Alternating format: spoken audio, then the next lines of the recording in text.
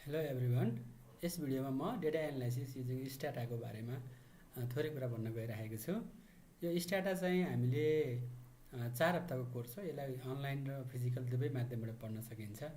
यसको सिलेबसको लागि चाहिँ तपाईहरु यो pbg.com.np मा गएर यसको कोर्सेसमा जानुभयो भने अलिकति तलतिर स्क्रोल गर्दाखेरि यहाँ डेटा एनालाइसिस युजिङ स्ट्याटाको बारेमा डिटेल्स पाउन सक्नुहुन्छ। यसमा क्लिक गर्नुभयो भने यसको ओभरभ्यू छ, यो चाहिँ बेनिफिटहरु, यो कति समय लाग्छ, कस्तो खालको काम पाइन्छ भन्ने कुरा। त्यो सिलेबसको विकली ब्रेकडाउन पनि छ हामीसँग यहाँ। यसरी तपाईले यहाँ एक्सपान्ड गर्दै पढ्न पनि सक्नुहुन्छ र यसको डिटेल सिलेबस चाहिँ तपाईहरुले यहाँ डाउनलोड सिलेबस भन्ने छ, यो राइट साइडतिर यहाँ क्लिक गर्नुभयो भने यो स्ट्याटाको सिलेबस आउँछ। यसमा हामीले सफ्टवेयर इन्स्टल गर्छौं सबैभन्दा पहिला तपाईहरुलाई। त्यसपछि यसको डेटाको प्रपर्टिजहरु, क्वेशनहरुलाई चाहिँ कसरी चाहिँ कुन फर्मेटमा डिजाइन गर्ने, त्यसलाई स्ट्याटामा कसरी लिएर आउने र अन्य फाइलहरु जस्तो एक्सेल सीएसभी लाई स्ट्याटामा कसरी लिएर आउने र स्ट्याटाको चाहिँ मेन भनेको हाम्रो एनालिसिस गर्ने डु फाइल हुन्छ। त्यो डु फाइल चाहिँ कसरी बनाउने त, जहाँ चाहिँ हामीले यो कम्पोनेन्टहरु रियुजेबल होस्, रिप्रोड्युसेबल होस् र मोडिफाई गर्न मिल्ने होस्। यो डु फाइल बनाउँदाखेरि चाहिँ हामीले डिटेल्स कुराहरु पढ्छौं। त्यो डेटा प्रोसेसिङमा चाहिँ मर्ज गर्ने, डुप्लिकेटहरुलाई ह्यान्डल गर्ने, फिल्टरहरु गर्ने कुराहरु गर्छौं। त्यसपछि क्याल्कुलेसन्स गरेर कम्प्लेक्स देखि सिम्पल क्याल्कुलेसन्सहरु, डेटा क्याटेगोराइज गर्ने, डेट एन्ड टाइमको कुराहरु पनि हामीले यहाँ पढ्छौं। एनालाइसिसलाई 3 पार्टमा बाँडेको छ। एउटा हामीले डिस्क्रिप्टिभ निकाल्ने, मिन मिडियनहरु निकाल्छौं। अर्को हामीले पाइभट टेबलहरु निकाल्ने, क्रस टेबलहरु निकाल्ने, त्यसलाई एक्सपोर्ट गर्ने कुराहरु सिक्छौं। त्यसपछि स्ट्याटिस्टिकल टेस्टमा चाहिँ हामीले कुन डेटामा कुन टेस्ट गर्ने, कस्तो अब्जेक्टिभमा कुन स्ट्याटिस्टिकल टेस्ट लाग्छ भन्ने कुरा हामीले पढ्छौं पहिला। त्यसपछि टी टेस्ट हुँदै रिग्रेसन सम्म हामीले टेस्ट गर्ने र त्यसको आउटपुटलाई इन्टरप्रिटेसन गर्न सिक्छौं। र भिजुअलाइजेसनको पार्टमा चाहिँ कुन डेटामा कुन ग्राफ निकाल्ने, त्यसलाई एडिटिङ गर्ने र एक्सपोर्ट गर्ने कुराहरु सिक्छौं। र हामीले यो कोर्सको दौरानमा एउटा सानो प्रोजेक्ट पनि गरेर सबमिट गर्नुपर्ने हुन्छ र तपाईहरुलाई सर्टिफिकेसनको लागि लैजान्छ। अब यसको म डेमो गर्न गइरहेको छु। सफ्टवेयर डेमो गर्दाखेरि यो सफ्टवेयर म ओपन गर्छु। मेरोमा सफ्टवेयर ओपन भएको छ।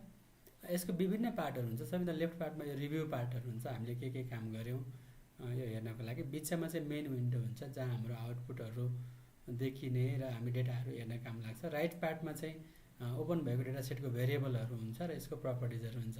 सबैभन्दा तलपट्टि चाहिँ यसको कमान्ड विन्डो हुन्छ, जुन कमान्डमा चाहिँ हामीले स्ट्याटाको जुन काम गर्नुपर्ने अपरेसन्सहरु दिन्छौं। जस्तो प्र्याक्टिसको लागि अहिले मैले यसकै प्र्याक्टिस डेटा सेट छ यहाँ।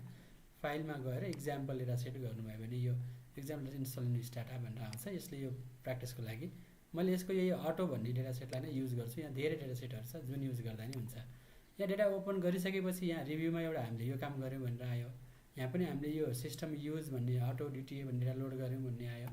राइट साइडमा भेरिएबलहरु सबै बन्यो। अब यसको बारेमा बुझ्नु पर्यो भने मैले यहाँ कमान्डमा गएर लिस्ट गरे भने यसले यहाँ भएको सबै भेरिएबलहरुको लिस्ट दिन्छ। त्यसैगरी तपाईले यहाँ जस्तो मिन, जस्तो यसको प्राइस भन्ने भेरिएबल छ यहाँ, यसलाई मैले मिन प्राइस भनेर गरे भने त्यो प्राइसको बारेमा यसले मिन निकाल्दिने, सम्पूर्ण इन्फर्मेसन निकाल्दिने काम गर्छ। यसरी हामीले यसको डेटालाई हेर्नु पर्यो भने यहाँ यो डेटा एडिटर भन्ने हुन्छ, यसमा गएर हेर्न मिल्छ। यसलाई मोडिफाई पनि गर्न मिल्छ, यसको सम्पूर्ण कुराहरु कसरी गर्ने भन्ने कुराहरु है। त्यसपछि तपाईहरुले अर्को भनेको यसलाई भ्यू ओन्ली मोडमा पनि हेर्न मिल्छ। र मेन कुरा भनेको डु फाइल बनाएर यसको सम्पूर्ण एनालिसिसको हामीले कमान्ड चाहिँ यहाँ लेख्छौं।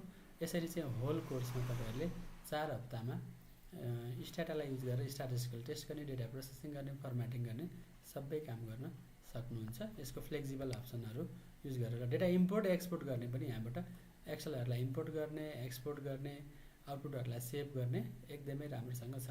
र स्ट्याटाको अरु सफ्टवेयर भन्दा बेनिफिट चाहिँ यसलाई टोटली कमान्डबाट पनि युज गर्न मिल्छ र ग्राफिक्सबाट पनि युज गर्न मिल्छ। त्यही भएर यो चाहिँ हामीले धेरै मान्छेहरुले यसलाई प्रिफर गर्नुहुन्छ स्ट्याटिस्टिकल टेस्टहरुको लागि। यहाँबाट पनि गर्न मिल्छ र फेरि कमान्ड लेख्न पनि मिल्छ, डु फाइल बनाउन पनि मिल्छ। त्यही भएर स्ट्याटा चाहिँ अरु भन्दा अलि बढी धेरै चलेको पनि छ। यसलाई सिक्नको लागि तपाईहरुले यो वेबसाइटमा गएर त्यहाँ रजिस्टर, हामीलाई यो दिएको नम्बरमा कल गर्न नि सक्नुहुन्छ, हाम्रो सोशल मिडियाबाट रिच गरेर मेसेज गर्न नि सक्नुहुन्छ, अथवा यहाँ इन्क्वायरी नाउ भन्ने छ, यसमा गएर तपाईले आफ्नो डिटेल्स सहित आफुलाई कुन कोर्स हो, स्ट्याटा कोर्स हो, त्यस्तै कुन टाइम फिजिबल छ, कुन मोडबाट फिजिबल छ सहित सिट बुकिङ गर्न सक्नुहुन्छ। यति गर्नुभयो भने तपाईहरुलाई हामीले यो कोर्समा लिएर जान्छौं।